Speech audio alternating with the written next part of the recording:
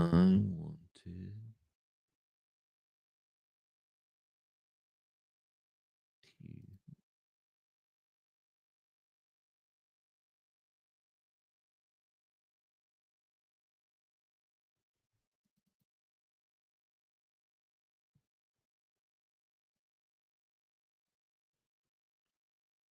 let me see how I can do this.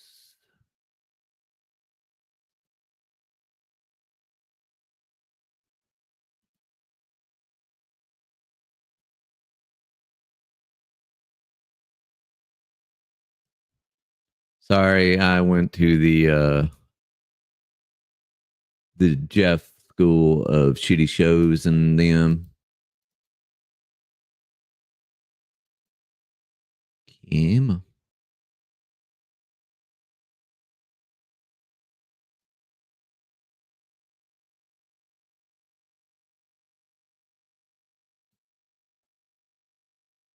Well, crap.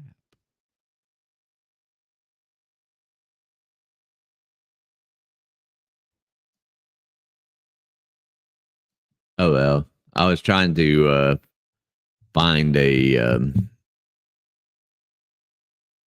I sent myself some pictures of my black cat sunning himself at the big windows in here.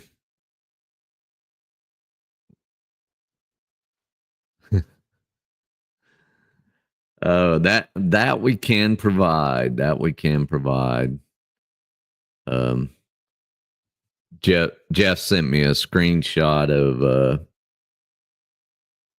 our Hill Pirate project, and we are 99 away from 500 there. So I'm glad about that.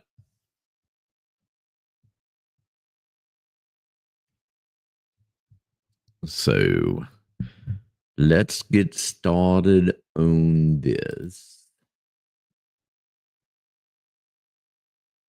So I went ahead and bought these on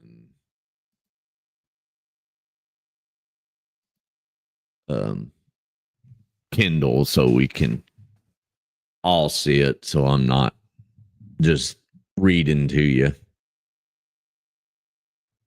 So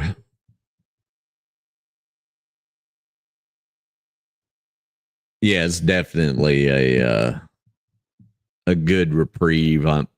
Mine is less funny and more studious, so it gives my brain a break after doing this. So okay, Proverbs 2. My son, if thou wilt, this is the KJV, by the way. This is from the Schofield Study Bible, so it's the same. My son, if thou wilt receive my words and hide my commandments with thee, so that thou incline thine ear unto wisdom and apply thine hearing to understanding.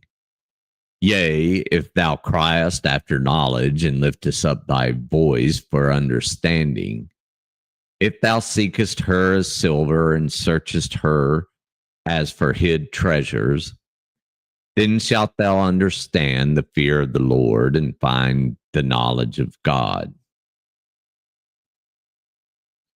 For the Lord giveth wisdom, out of his mouth cometh knowledge and understanding.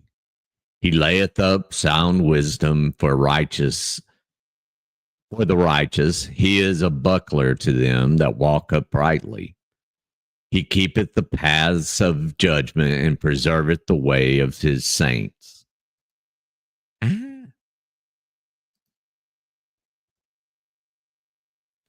Then shalt thou understand righteousness and judgment and equity, yea, every good path. When wisdom entereth into thine heart, and knowledge is pleasant unto thy soul, discretion shall preserve thee, understanding shall keep thee, to deliver thee from the way of the evil man, from the man that speaketh froward things, who leave the paths of uprightness to walk in the ways of darkness, who rejoice to do evil and delight in the frowardness of the wicked, whose ways are crooked, and thy froward path in their paths, to deliver thee from the strange woman, even from the stranger which flattereth with her words, which forsaketh the guide of her youth, and forgetteth the covenant of her God. For her house inclineth unto death, and her paths unto the dead. None that go unto her return again, neither take they hold upon the paths of life. Linda, I couldn't agree more. I couldn't agree more. That thou mayest walk in the way of good men and keep the paths of righteousness, of the righteous. For the upright shall dwell in the land, and the perfect shall remain in it. But the wicked shall be cut off from the earth, and the transgressors shall be rooted out of it.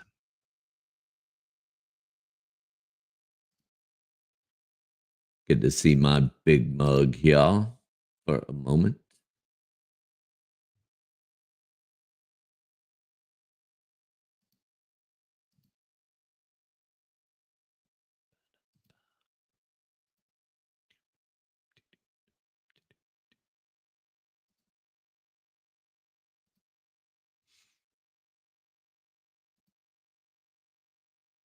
So, since we're starting at the first of the month, I want to read Robert Alter's introduction to the Proverbs. So we'll do that before we go over Proverbs 2.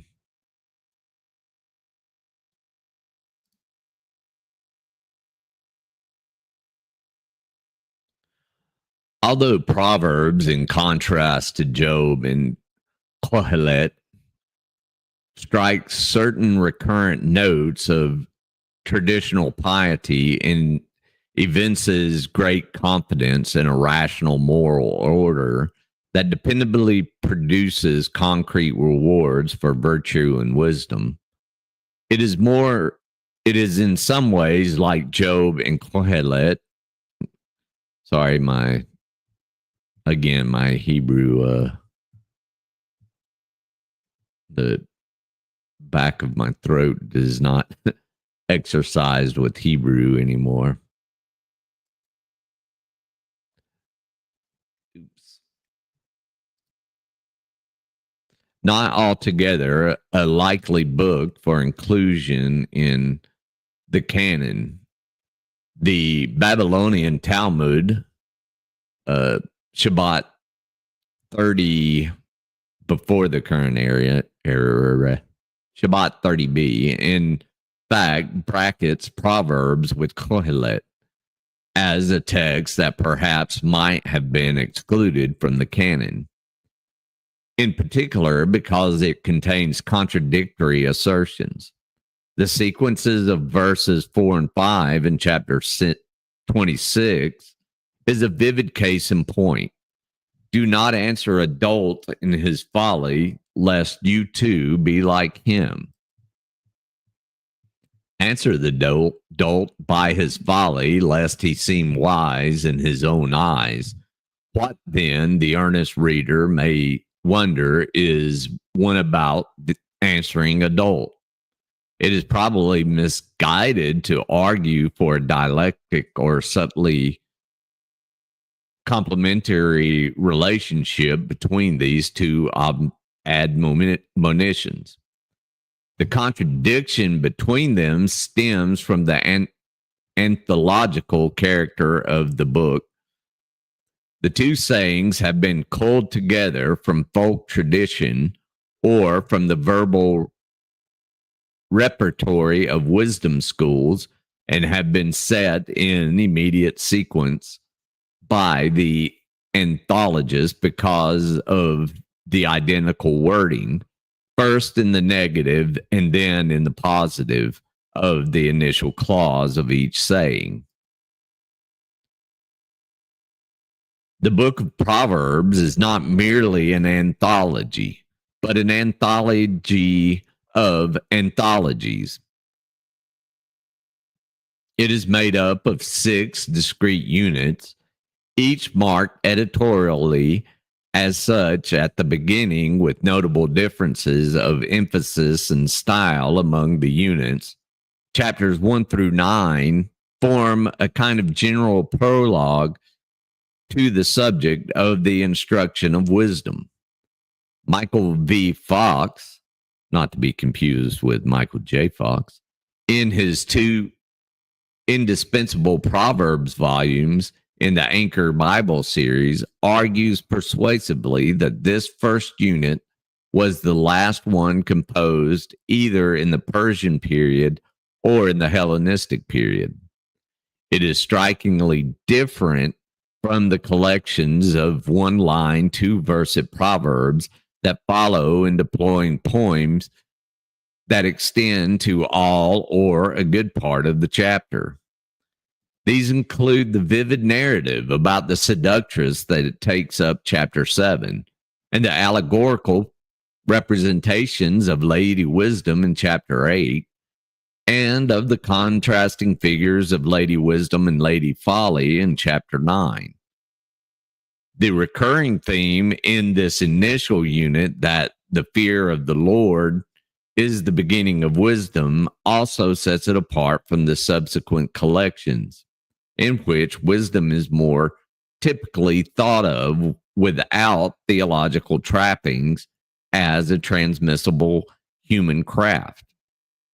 Finally, the prominence here of the mentor and the inexperienced youth he seeks to instruct recedes or disappears as the book moves on to 1-line proverbs. The second grouping, introduced like the first of the phrase, the Proverbs of Solomon, runs from the beginning of chapter 10 to 22. Many scholars think that this double ascription of this book of Solomon, celebrated in 1 Kings 5:12, for the prodigious production of Proverbs, may have encouraged its inclusion in the canon. Though that claim is hard to assess, in the 1-line proverb, the symmetrical logic of poetic parallelism predominates with most of the proverbs, exhibiting either neatly matching statements in the 2 verses or emphatic antithesis. He would love it. Why do you say that, Nomad? And antithesis. Sorry, I get my words messed up sometimes. Brain issues and all.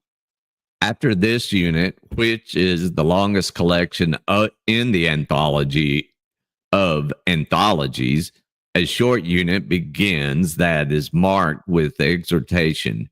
Bend your ear and hear the words of the wise.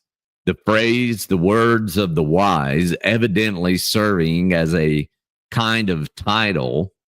This grouping provides the most vivid evidence of the international character of wisdom literature, because a large part of it, as scholars have long recognized, is a recasting of the instruction of Amenhotep,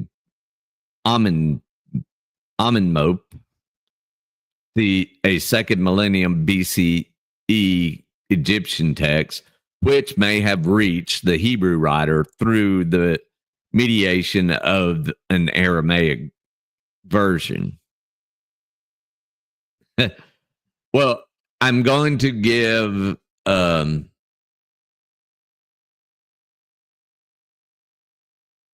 one particular person that that follows Todd and is very loyal to Todd. Brick Jonesy has been listening to all of these. He leaves emoji comments. but he does interact, and I hope that he is. I hope that he's taking things to heart. We'll just say. After this, 24:23 begins with the declaration. These two are from the wise, which indicates a new source of which perhaps only a fragment is included because it ends or breaks off after 11 verses. Remember that when we discuss verses in the Hebrew Bible, there's no verses in the Hebrew Bible. It just flows semi poetically, as we've seen in the first week of study. So just keep that in mind. It it breaks us for our Western minds to grasp breaks in the structure of the poem. So the verse of chapter 25 then provides valuable historical clue about the editorial process of these collections. These two are the Proverbs of Solomon, which the men of Hezekiah, the king of Judah, transcribed. Hezekiah reigned in Jerusalem in the late decades of the 8th century BCE. The men of Hezekiah would have been court scribes, and in fact, there is a good deal of emphasis in this unit, which runs to the end of chapter 29, on kings and how one should comport oneself in their presence. So court rules, right? How you behave in front of the court. The verb transcribed, you got to roll. I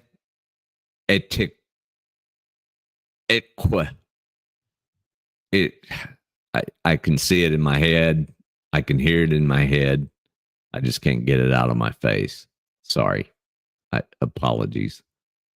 Does not imply original composition, but rather an activity such as collecting and copying or transferring from another source, which means that the original formulation of at least some of these proverbs might have occurred generations, perhaps even quite a few generations before the time of Hezekiah. However unlikely the ascription to Solomon. Finally, chapters 30 and 31 comprise, as Fox aptly calls them, a series of 4 appendices to the book proper. Each is quite different in style and emphasis from everything that precedes it in the completed anthology.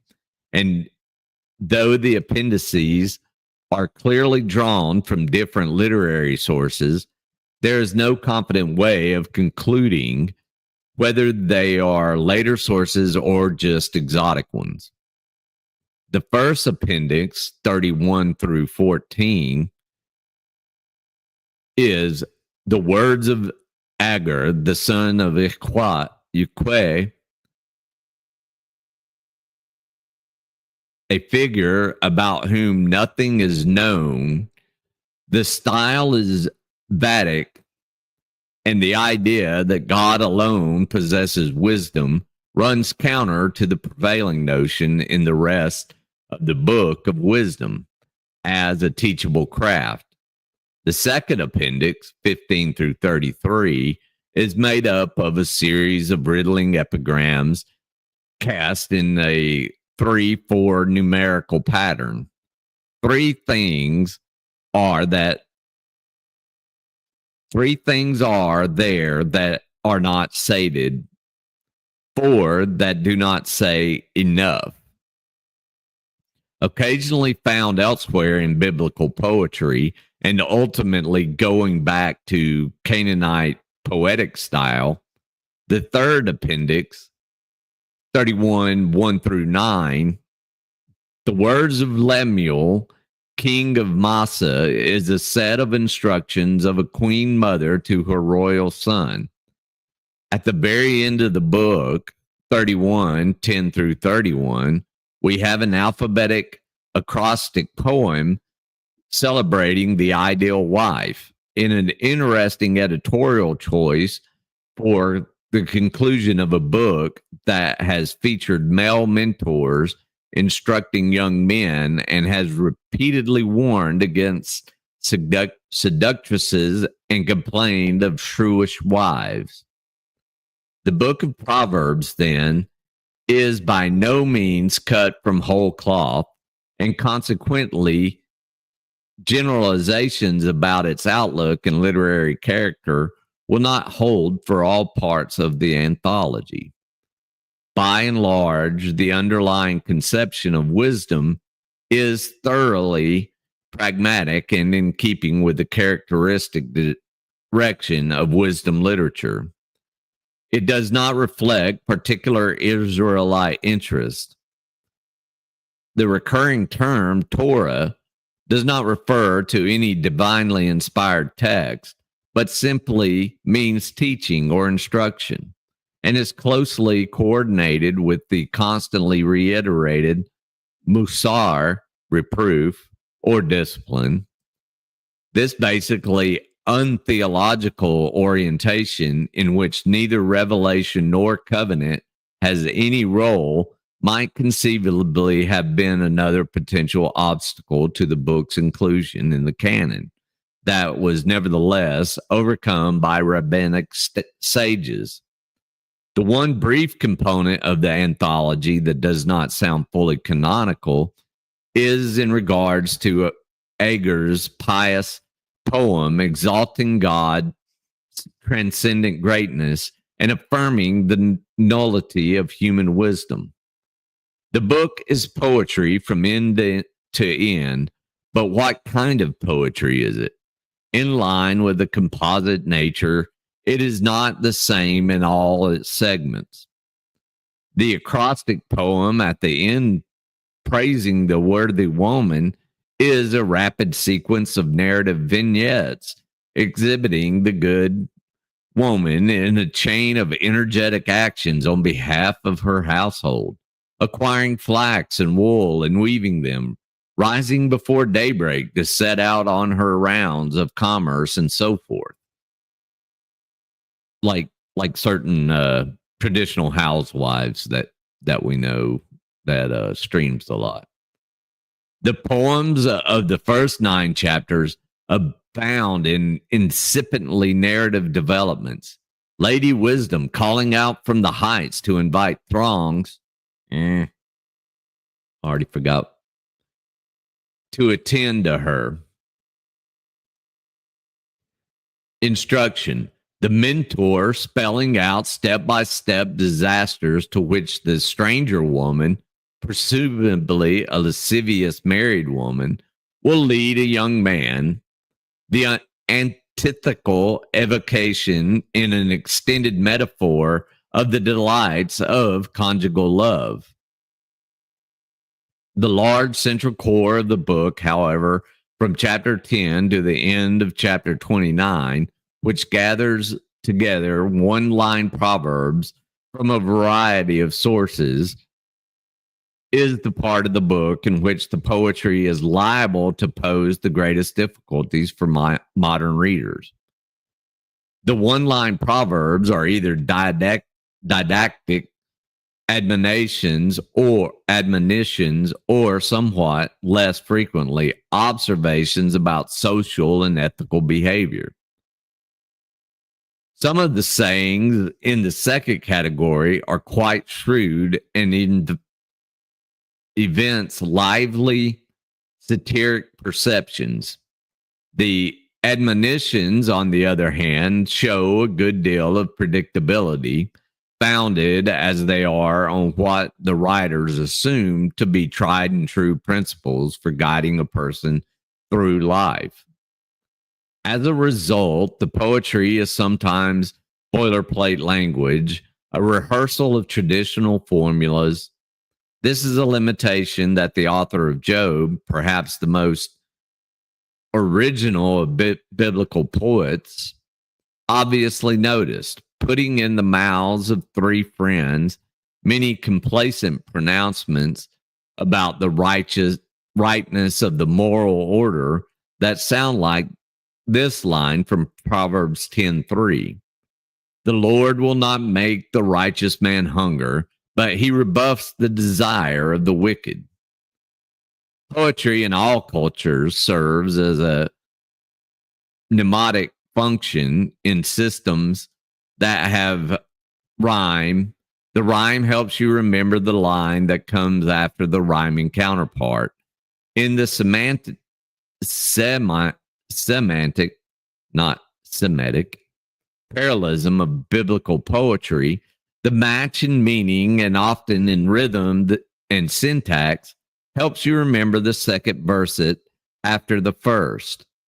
If there were, in fact, wisdom schools in ancient Israel, it is easy enough to imagine how the formulation of ethical and pragmatic principles in poetry helps students to memorize them.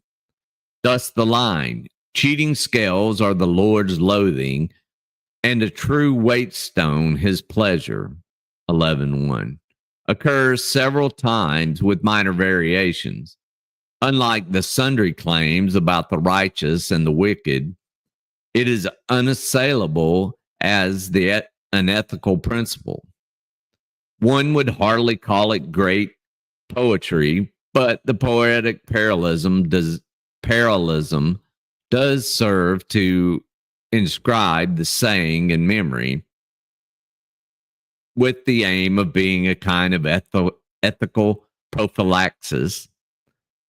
Should you ever be tempted to enhance your profits in a sale of goods by using, hey, Joey Simpson, he does, and he knows a lot about my people's genitalia in particular, natural lubricant and all in them. To enhance your profits in a sale of goods by using crooked scale or an underweight marked stone. This saying is meant to come to mind and dissuade you. Many other proverbs are grounded not in ethics, but in purely prudential consideration, such as the reiterated exhortation. You're okay to derail, Joey. We got all kind of derailed in the chat this morning with the PTSD talk, so we're good. So reiterated exhortations not to give your bond for someone you don't know, for example. He will surely be shattered who gives bond for a stranger, but he who hates offering pledge is secure. Here, too, the rather mechanical parallelism is an aid. Oh, Lord. I mean, even I can pull 5 on a Bible study. so there.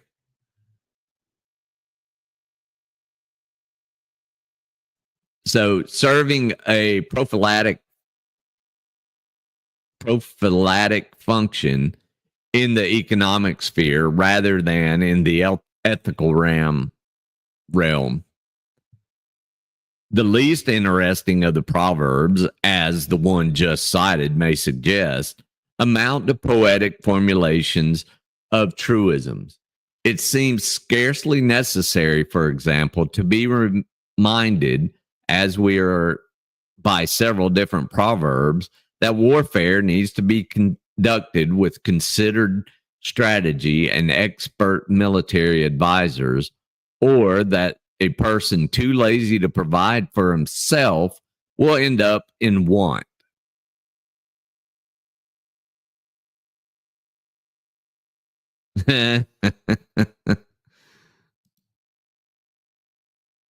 Hey, I will take autonomous mid-level employees all day long. Remember, I'm a blue collar man myself. And even though I'm management now, I still consider myself part of the blue collar club. Hey, hey, double D's. Glad to have you.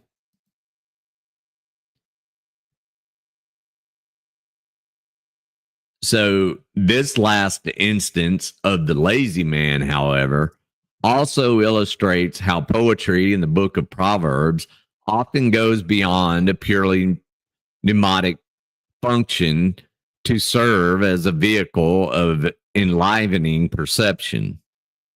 Hey, Mitch, yet again, brother.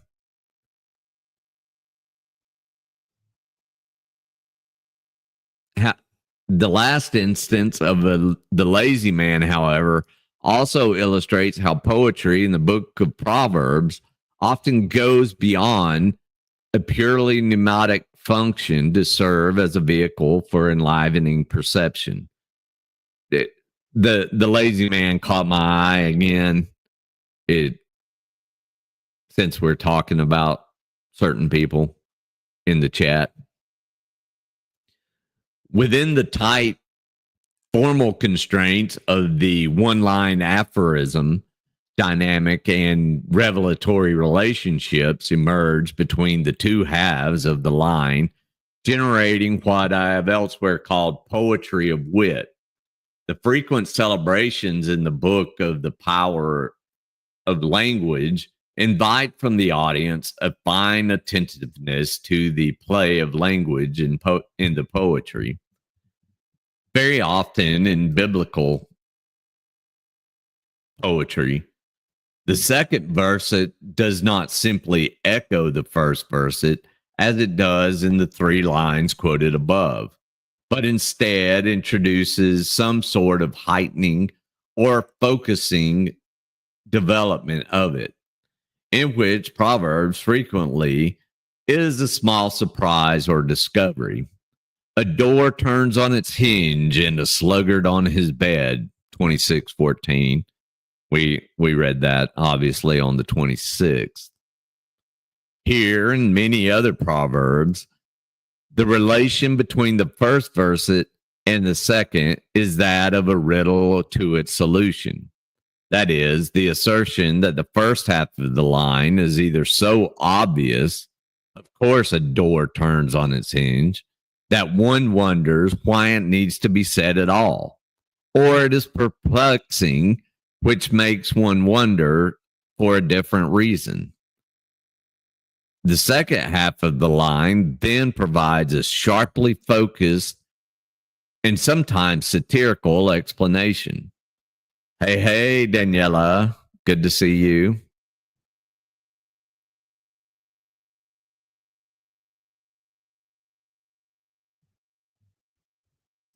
Yeah, yeah, it is, Mitch. 100%.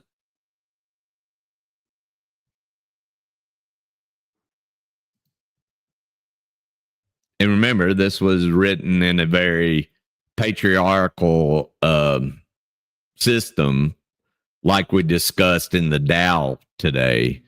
So, so the what the implication of the woman of wisdom and the virtuous woman towards the end of the proverbs is another poignant lesson in the importance of the um, the woman's role in distributing wisdom and virtue and constantly, oh boy, that's exciting. The first one is always exciting. I'm happy for y'all. Oh, and I listened to your latest. It was very good.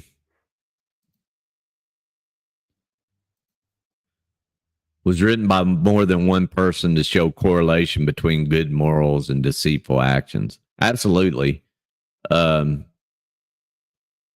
it was written by more than one person, and then it got its attribution to Solomon by the groups of rabbis that took their time on compiling it.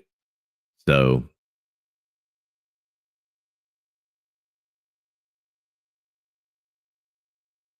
yeah, it is exciting as they grow. I mean, that.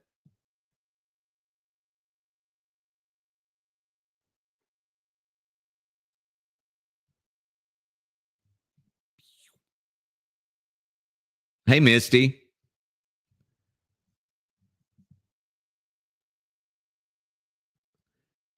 Yeah, Lemuel and Hezekiah.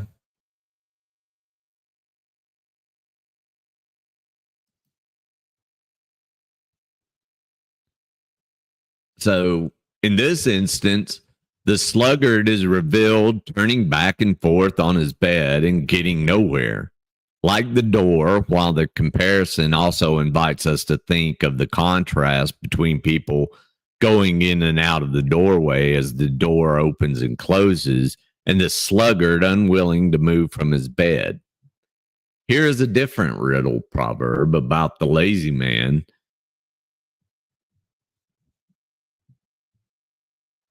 in which the riddling first verse is enigmatic. A Jewish swashbuckler.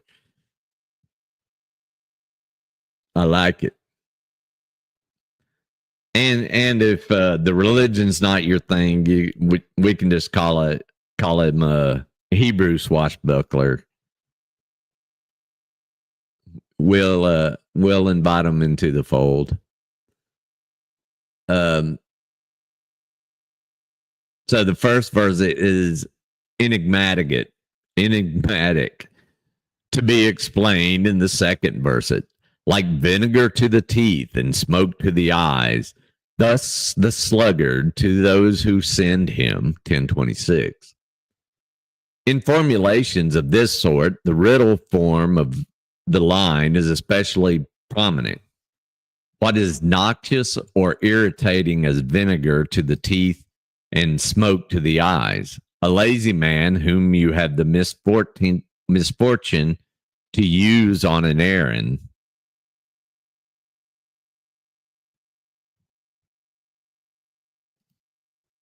Exactly.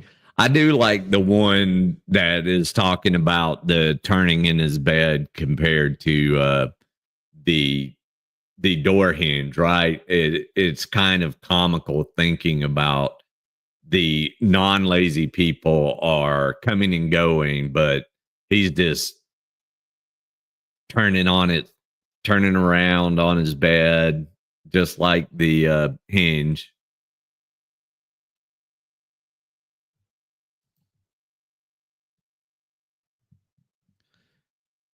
So, a third proverb on the sluggard illustrates the lively variety of the riddle form. The line begins: the sluggard hides his hand in the dish. This action sounds bizarre. Remember, we read this one.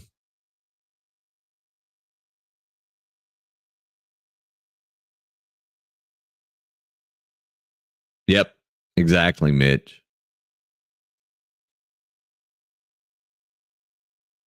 This action sounds bizarre, and one wonders why anyone would want to do such a thing. Then the second half of the line explains he won't even bring it up to his mouth, 1924.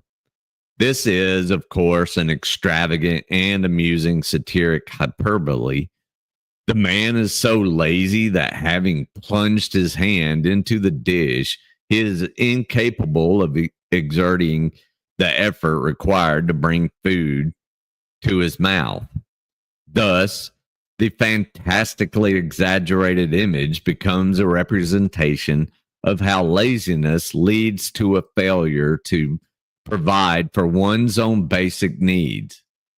A notion couched in more realistic terms, such as having nothing to harvest when crops are not planted, in other proverbs. Oh, you know a lot about a lot, Mitch. Don't try to fool us. The satiric perspective to round out this sampling of proverbs on the sluggard is not limited to riddling, but can be brought to bear through a technique of miniaturist caricature. The sluggard said, "A lion's outside in the square. I shall be murdered." 22:13, which we've read as well. These words, of course, are a trumped up excuse for not leaving his house or perhaps his bed.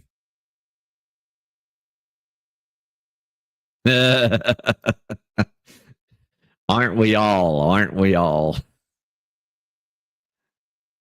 Atlanta traffic and them. Shout out.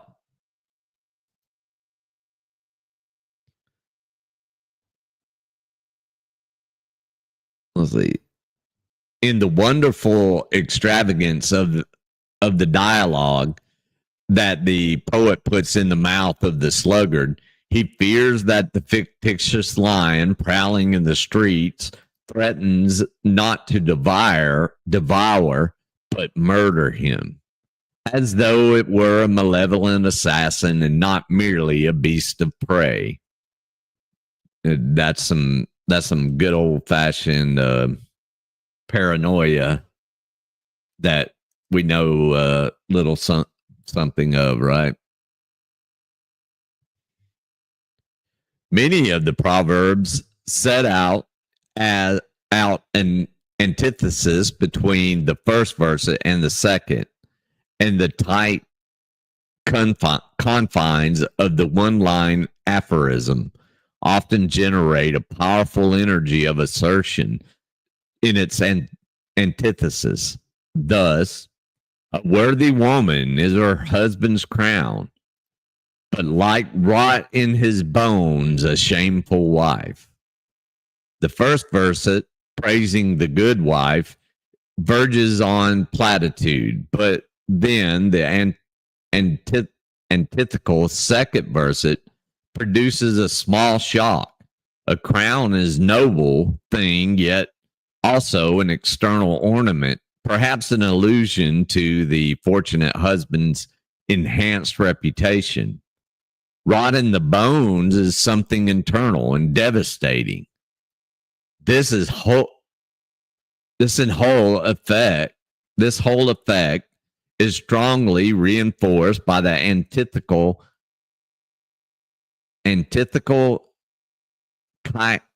chiasm. Double D's help me with that word. Worthy woman, A. Crown, B. Bone rot, B. Shaming woman, A. Sometimes the contrasting second verse takes on a surprising vividness against the foil of the first verse. Drawn out, longing sickness of the heart, but desire come true is a tree of life. 13:12. I like that verse. Drawn out longing, sickens the heart, but desire comes true as a tree of life. Hey, Justin, how are you? Good to see you again. Um, Double D's, you know a little something of this in your current situation with squid. Um, that longing can be sickening, but once you come back together, um, that desire coming true is I'm enjoying sluggard more than dolt. Oh man. Who's a good girl, Hazel? What's she doing?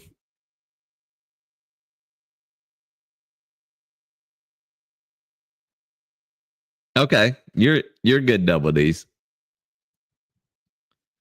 So by itself, the second clause might seem a bland truism, but after the sickening of the heart of unfulfilled desire, it conveys a strong sense of how sustaining it is to have one's longings consummated.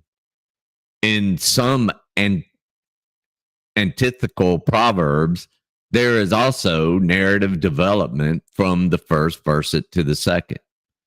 Bread got through fraud may be sweet to a man, but in the end, it fills his mouth with gravel.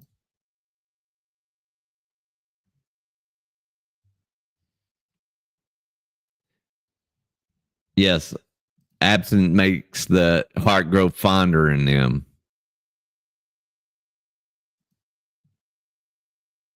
Oh, she's digging. That's a lot of digging with a pause of that size.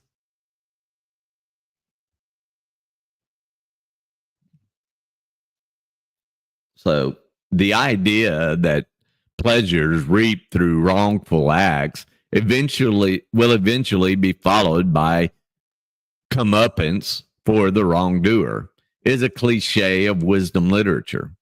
Here, however, the powerfully concrete image of delectable food that turns into a mouthful of gravel endows the familiar idea with poetic force.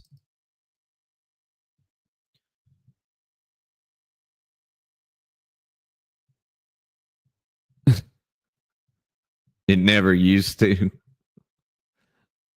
I'm sorry, Double D's. A traditional proverb pattern that occurs with some frequency in the collection is better X first verset than Y second verset. This is actually a variation on the antithetically structured line and similarly draws its expressive power from the bold juxtaposition of opposites. Here are two characteristic examples. Better a meal of greens where there is love than a fatted ox where there is hatred. And better a dry crust with tranquility than a house filled with feasting and quarrel. I don't know, a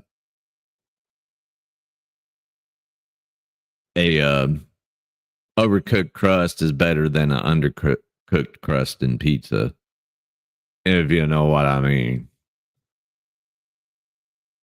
Although some of these proverbs may give the impression of the rehearsal of rote learning, many others, perhaps the two instances just cited among them, are arresting not just because of the concise poetic wit, but also because they appear to derive from shrewd and considered reflection on moral behavior and human nature, and sometimes from introspection as well.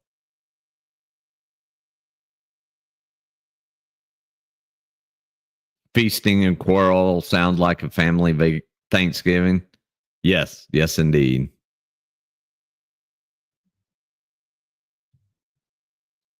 Oh, She'll get there. I guess I shouldn't say who's a good girl, Hazel, then. Let's see. If some of these maxims may seem too pat, one is startled to come across this proverb: the heart knows its own bitterness, and in its joy no stranger mingles. The book as a whole, after all, works on the assumption that knowledge and experience are imminently transmissible and teachable, and that everyone draws on the same fund of set moral principles. In this instance, however, the anthologists have included a very different perception that each person's experience is ultimately incommensurable, that one's inward sorrows and delights have no adequate reflection in the lexicon of the social realm. Occasionally, despite the general adherence of the collection to moral certitude, one encounters a proverb that registers the stubborn ambiguity of human experience, as in the densely packed line, like water face to face, thus the heart of man to man, 27:19. The first verse, it evidently means to say that water gives back a person his own reflected image, and so the second verse, it would seem to assert that a man may know the heart of another by pondering what is in his own heart. But water, after all, is an unstable mirror, its surface liable to be troubled by wind or tide. We discussed this on the 27th, if you remember. I know we've taken in a lot of knowledge and gone through a few great live streams with the Hill Pirate studios and such. And if you're not subscribed to Hill Pirate Studios, for shame, for shame.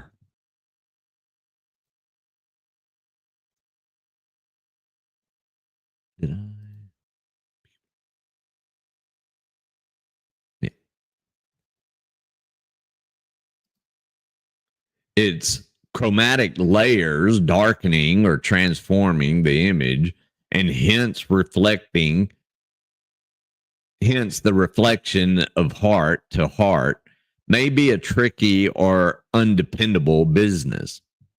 Rendering these pithy Hebrew maxims in English presents a special challenge. The distinctive lexical stamp of the Book of Proverbs is marked by its use of a set of overlapping terms for wisdom on the one hand, and for foolishness or stupidity on the other. Michael V. Fox has exerted heroic scholarly effort to make nice distinctions among these approximate synonyms, but it is doubtful that the precise semantic contours of each of the recurring terms can be recovered with much confidence. We've plan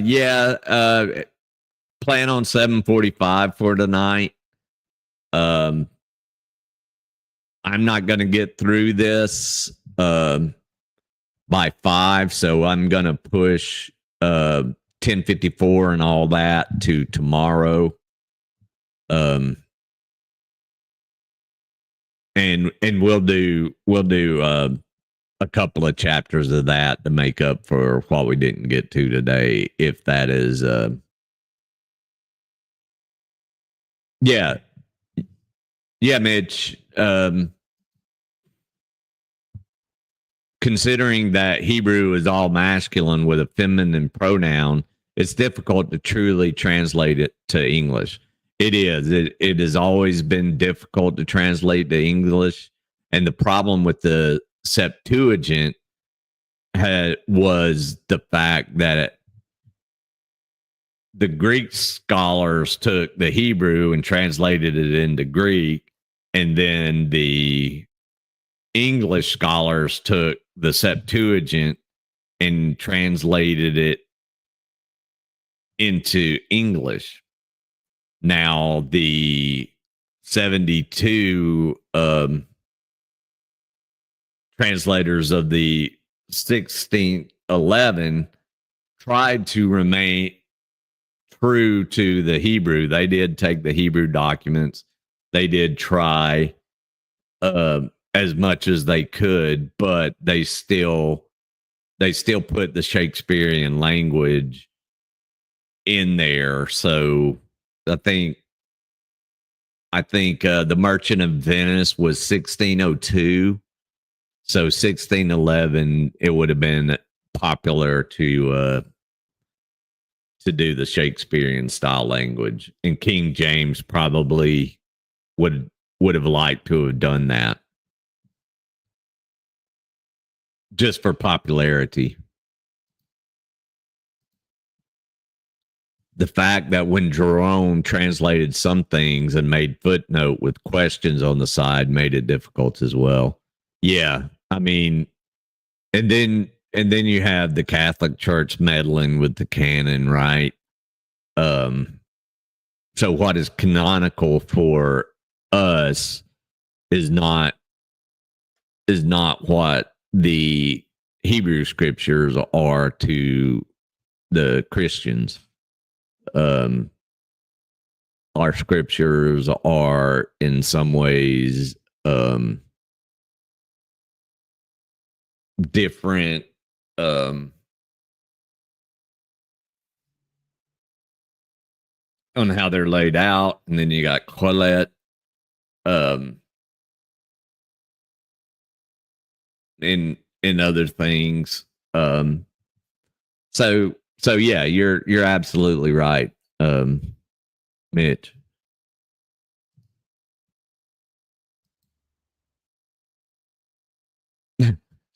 She's inside now. Now you and her can pay attention. Good. The general term for wisdom is hukmah.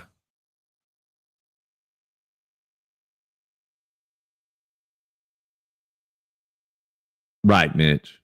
You're right. Which has a practical orientation being used in other contexts for the wise application of a craft and by a skilled worker, but which in chapter 8 and 9 is given cosmic resonance. Three other terms, horma and mezima and tabula, really hard with a dry mouth, usually have connotations of calculation, shrewdness, or cunning. Here, put in a positive life of the sundry terms for the lack of wisdom. The one that has a clear connotation is petty, represented by the translation as dupe, because it derives from a verbal root associated with seduction and hence suggests gullibility. By and large, the present translation uses the same English equivalent for each member of these two clusters of related terms.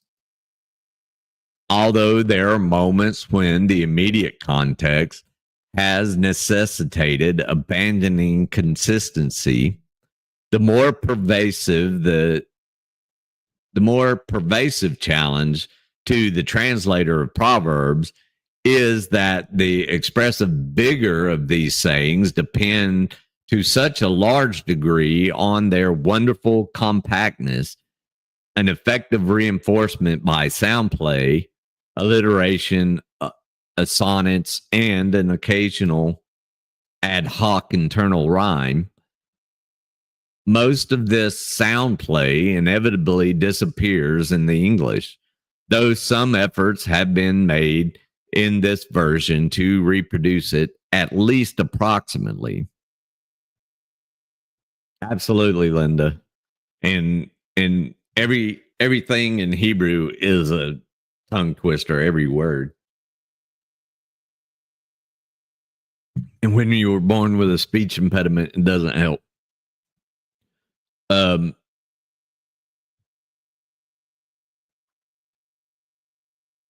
so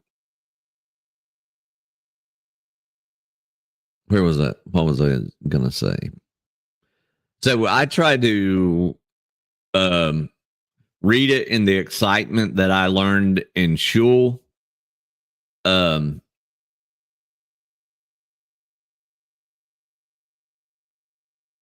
and in how I remember it being said. Um, and I try to convey that verbally as I'm reading it, even in the King James. Um, so there is my take on it. Because of the fundamental structural differences between biblical Hebrew and modern English, is often it often takes 8 to 10 words to say in English what is expressed in 4 Hebrew words, which are generally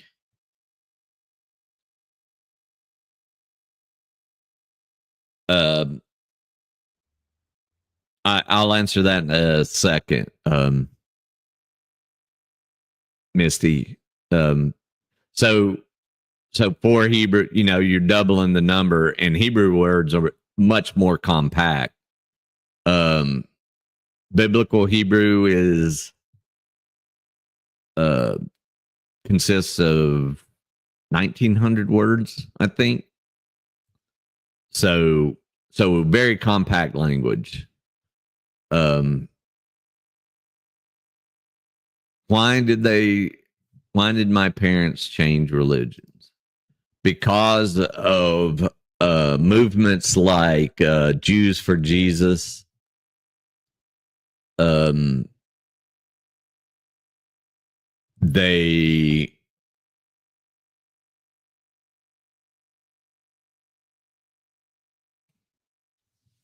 um, there still are Aramaic speakers nowadays. It's a sister language to Hebrew. Exactly, Mitch. So, um, so they converted when I was like 2. So, and then I had a situation with a family member who lived with us. So, my grandparents took me on Fridays. Hey now, Mitch, don't don't crap on the Yiddish. Hoy. So they did that. So I went to shul, or in that is Yiddish for the synagogue. Um, so remember, my family's Ashkenazi. Um, but so I went to shul on Friday and celebrated Shabbat, or observed Shabbat, however you want to look at it. Oh, I'm just messing with you, Mitch. I'm just messing with you. I know they're bastardized versions of Hebrew.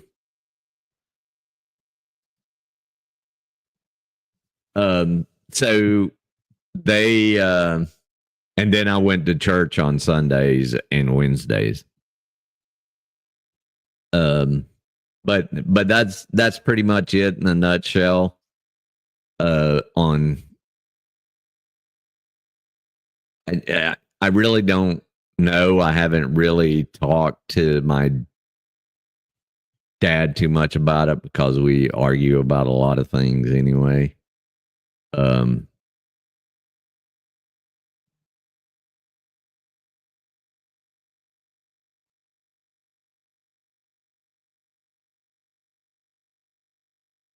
yep.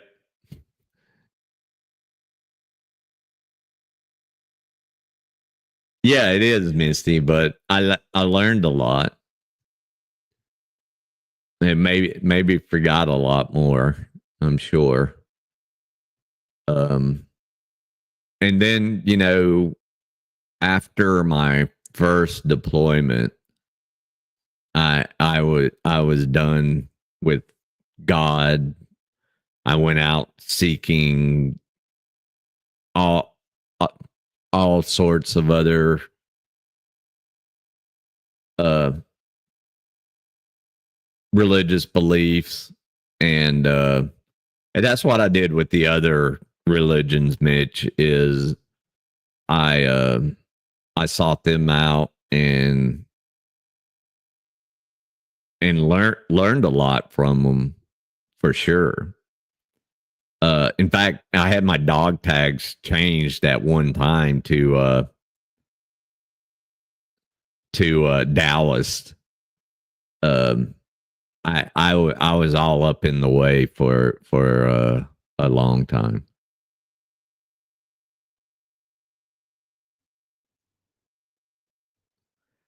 Uh, Thank you, Joey. I appreciate that. Um,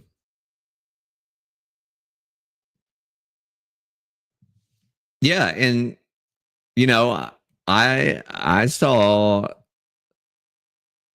I had some Islamic friends um that were great people, and yeah, I saw that, and I got into the Quran and um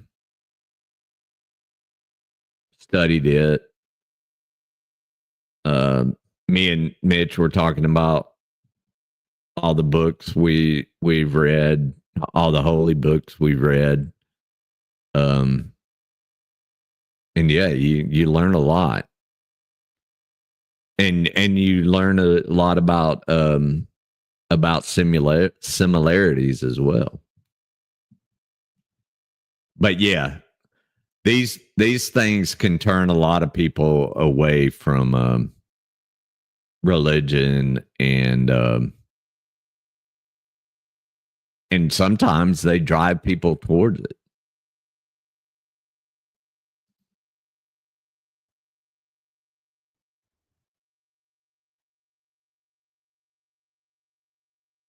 Were you? That's crazy. We we never. I think we saw the chaplain one time on a field problem. Um, but we didn't go to any services.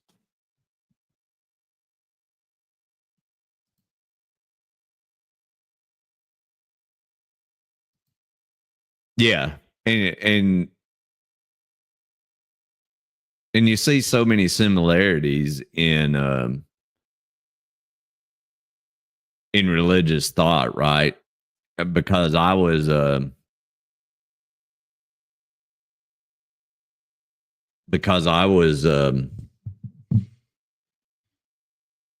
man, that just left my head.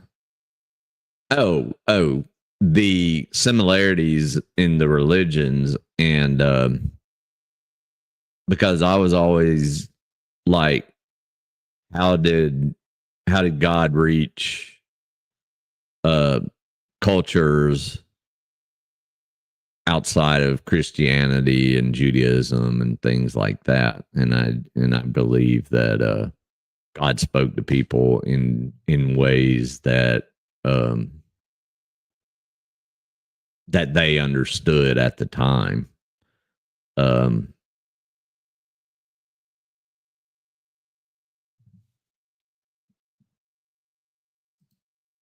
Maybe that was it. Maybe I just hung out in the barracks. I can't remember. Too long ago. All right. I love interacting with y'all in the chat. I like when it gets going, like we did this morning. Let's see. So the 4 Hebrew words, right? There's no escape from this linguistic quandary, but I've sought to narrow the gap between the two languages by avoiding, with just a few exceptions, polysyllabic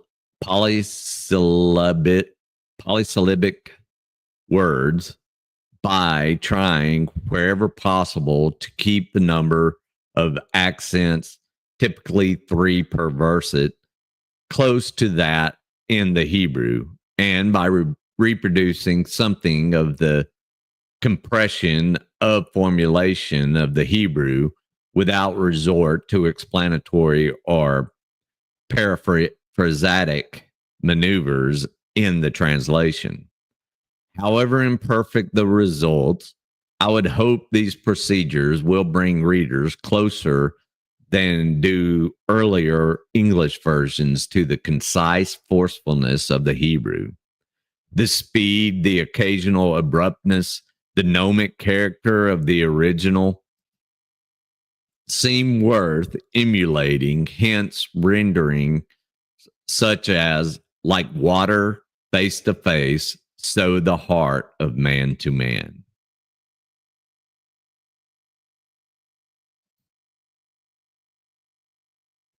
So I think I'm gonna. I think that's a lot of fire hose learning. So I think we will pick this back up tomorrow. I'll do 1 through 3 tomorrow. I think we can get through those pretty quick. Now that we got through that heavier stuff. So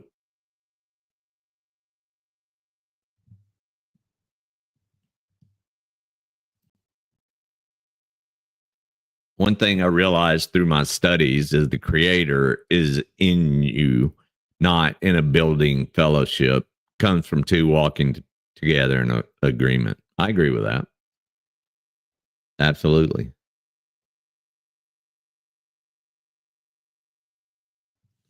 Oh, sorry, Justin. um, I mean, I can take longer on this and kind of draw out the explanations and really dig down. I mean, I have word for word breakdowns.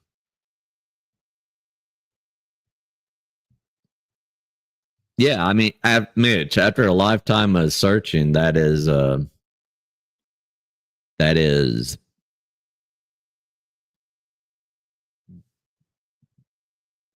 that's the way you gotta do. I mean, you've got to have a personal relationship. I mean, um, in Judaism, that's all God wants is a personal relationship with Him. Um, direct intercession, no intercession by someone else. Um, I'm sorry if I seem to be evangelizing here, but um, but this can work for um this can work for Jews, it can work for Christians, it can work for uh first peoples religious beliefs. Uh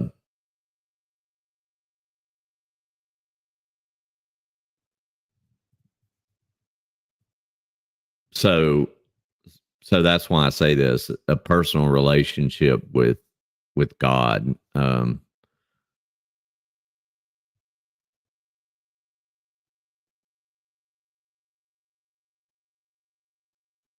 Uh Mitch, I mean, it does, even though I don't agree with the ideology, you know, there's something to be said about remaining a babe in Christ, right? Um, you you mature in your walk, and a son and daughter um has a relationship. You talk, and you the feelings are different. The I mean, my daughters are truly friends. I have a relationship with them, but if they're in trouble and need dad's there, right? And if I didn't have um,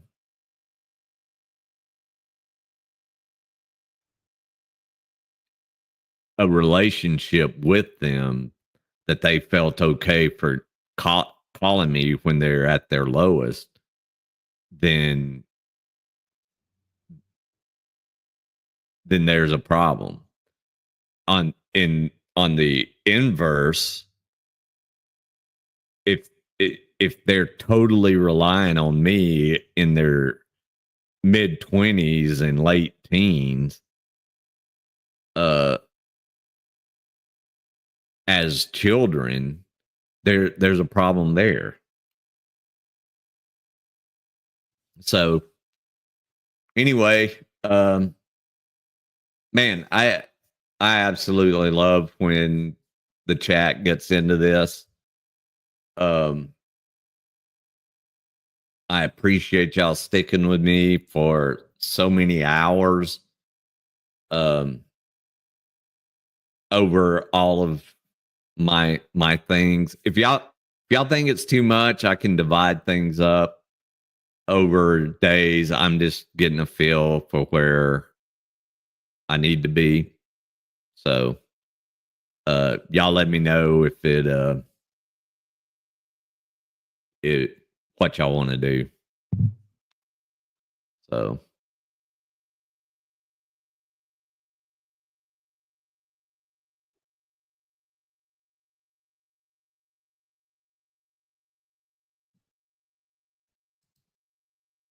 the words that you were pronouncing like on Sesame Street is the words used by this writer. His wording seems to make it more complicated than this. Well, I mean, he's an academic. Robert Alter's been an academic for 50 something years. So it's going to be that way. And if I need to break it down, I will. Just let me know. Um, I have no problem with that. And it's mainly in his introductions. Um, Now we're just into the meat of the proverbs.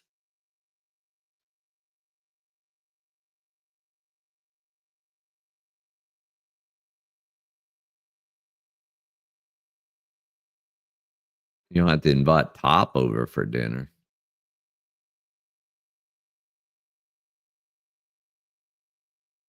Oh, that's pretty cool. I just saw your reply there, double D's. So, all right. Well, I am going to reschedule 10:54 and all that for tomorrow. At some point, I will get everything else scheduled up, and unless something changes, I would plan on 7:45 for Hill Pirate Product Studios. So y'all be good.